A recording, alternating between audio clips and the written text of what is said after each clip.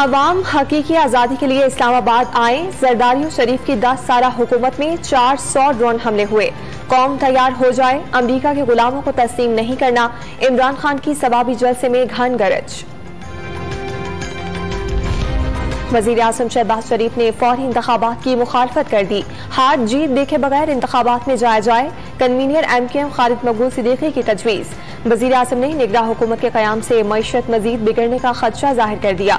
इत्तेहादियों का मुश्तरका इजलास बुलाने का फैसला।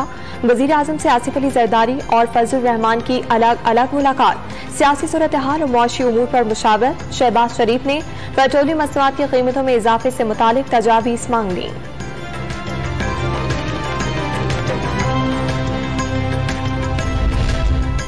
बिलावल भुट्टो 18 मई को अमेरिका का 2 रोजा दौरा करेंगे। अमरीकी हम मनसब एंटोनी ब्लिंकन समेत दीगर अहम अहदेदारों से मुलाकातें होंगी। Global food security call to action पर वजारती इजलास में शिरकत भी करेंगे। तर्जमान दफ्तर खारजा के मुताबिक बिलावल भुट्टो अमरीकी वजीर खारजा की दावत पर दौरा कर रहे हैं।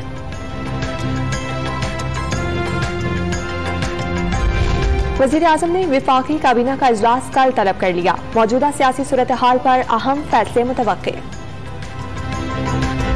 कराची में आज भी गर्म तरीन दिन, पारा 41 डिग्री से तजावुज कर गया।